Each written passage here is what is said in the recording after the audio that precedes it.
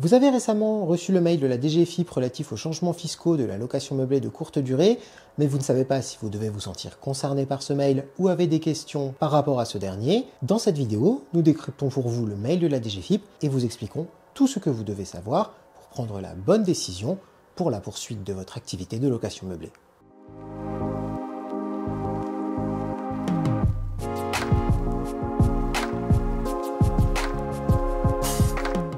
Commençons par les deux premiers points de ce mail qui concernent les loueurs qui pratiquent la location de courte durée et relèvent du régime microbique. Ces deux points viennent repréciser les changements apportés par la loi Le Meur, entrée en vigueur au 1er janvier 2025, et donc applicable aux revenus perçus cette année à la fiscalité du régime microbique des meublés de tourisme. Pour rappel, les meublés de tourisme sont, selon les termes de l'article L324-1-1 du Code du tourisme, les villas, appartements ou studios meublés à l'usage exclusif du locataire, offert à la location à une clientèle de passage qui n'y élit pas domicile et qui y effectue un séjour caractérisé par une location à la journée, à la semaine ou au mois. Un meublé de tourisme est considéré comme non classé tant que son loueur n'a pas réalisé une démarche volontaire et non obligatoire de classement par un organisme agréé, comme l'indique l'article L324-1 du même code.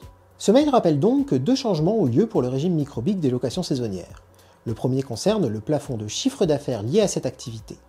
En effet, il n'est possible de relever du régime microbique que tant que les recettes annuelles ne dépassent pas un certain plafond qui a justement été revu à la baisse par la loi Le Meur.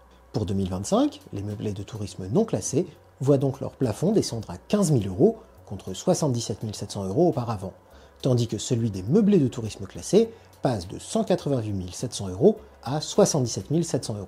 Attention, ces plafonds ne sont pas par bien, mais pour la totalité de l'activité. Concrètement, cela veut dire que quel que soit le nombre de biens mis en location, si ces deux dernières années, soit 2023 et 2024, vos recettes annuelles ont dépassé les nouveaux plafonds pour leur catégorie, vous devez obligatoirement passer au régime réel pour les revenus 2025. En effet, un changement obligatoire ne peut intervenir qu'en cas de dépassement du plafond prévu sur 2 années consécutives. Prenons deux exemples.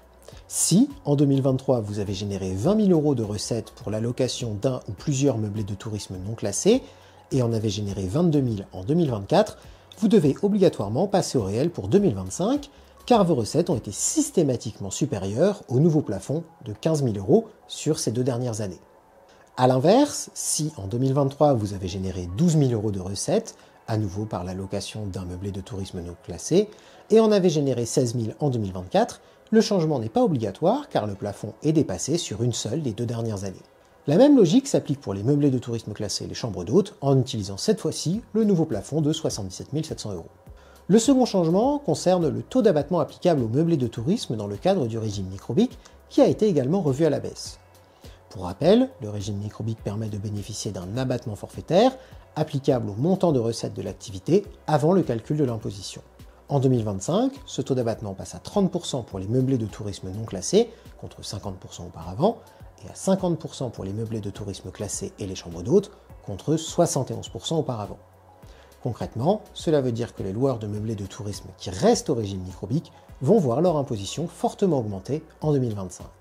Illustrons cela par un exemple. Prenons le cas d'un loueur qui a généré 12 000 € de recettes de location pour un meublé de tourisme non classé en 2024. En location meublée, l'imposition est calculée sur la base du taux marginal d'imposition, auquel s'ajoutent les charges sociales. Dans notre cas, imaginons que notre loueur a un TMI de 30% et relève du paiement des prélèvements sociaux.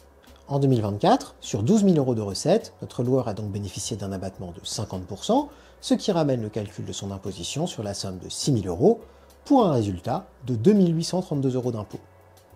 À situation équivalente, en 2025, notre loueur ne bénéficie plus que d'un abattement de 30%, ce qui porte sa base imposable à 8 400 € et donc son imposition à 3 965 €, soit 40% de plus que l'année précédente. Alors qui est concerné par la première partie de ce mail? À la fois les loueurs qui ont dépassé les plafonds et qui doivent donc obligatoirement passer au réel, mais aussi ceux qui, sans devoir obligatoirement changer de régime, ne veulent pas voir leur imposition grimper.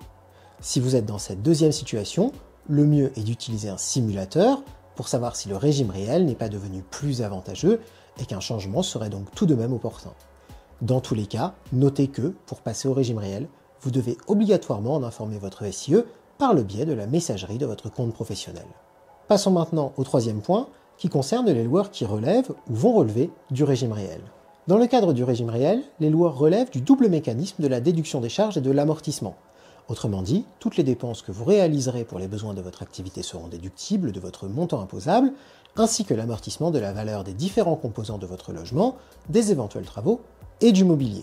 L'action combinée des charges déductibles et de l'amortissement permet de réduire le montant imposable de manière importante, souvent bien plus efficacement que l'abattement du régime microbique. Une partie de l'amortissement déduit pourra toutefois être réintégrée au montant de la plus-value en cas de vente du bien, ce qui est mentionné dans cette partie du mail. Toutefois, cette réintégration a des effets très limités pour le loueur.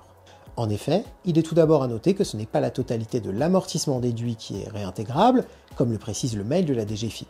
Mais au-delà de ce premier point, il est important de souligner que, pour les loueurs en meublé non professionnels, le régime de la plus-value des particuliers qui leur est applicable opère selon un système d'abattements légaux qui viennent minorer le montant de plus-value imposable en fonction du nombre d'années de détention du bien au-delà de la 5e année. Ainsi, l'exonération de l'impôt sur la plus-value est atteinte après 22 ans de détention du bien et les prélèvements sociaux sont exonérés au bout de 30 ans. Mais même sans attendre ces durées, il faut donc considérer que l'éventuel impact de la réintégration diminue au fil du temps. De plus, de très nombreux loueurs ne seront pas concernés par cette mesure, tout simplement parce que leur bien échappera à une quelconque imposition de la plus-value. En effet, il existe différents cas dans lesquels la plus-value ne trouve pas à s'appliquer, à savoir la transmission par donation ou succession, le fait de faire du bien loué auparavant sa résidence principale, ce qui exonère de plus-value en cas de vente ultérieure, ou encore le cas de la vente du bien, afin d'utiliser le produit de la vente pour financer l'achat ou la construction de sa résidence principale. Ainsi, assez peu de loueurs qui relèvent du régime réel sont concernés par la plus-value, et ceux qui y sont tout de même assujettis peuvent toujours bénéficier des abattements pour durée de détention. Vous savez maintenant tout du contenu de ce mail et avez toutes les cartes en main pour agir en cette fin d'année. Et si vous souhaitez ou devez passer au régime réel, ne traînez pas, car si le régime réel est souvent très avantageux fiscalement, sa comptabilité doit être opérée avec soin et se doit donc d'être anticipée en ayant au besoin recours au conseil et à l'accompagnement d'un spécialiste.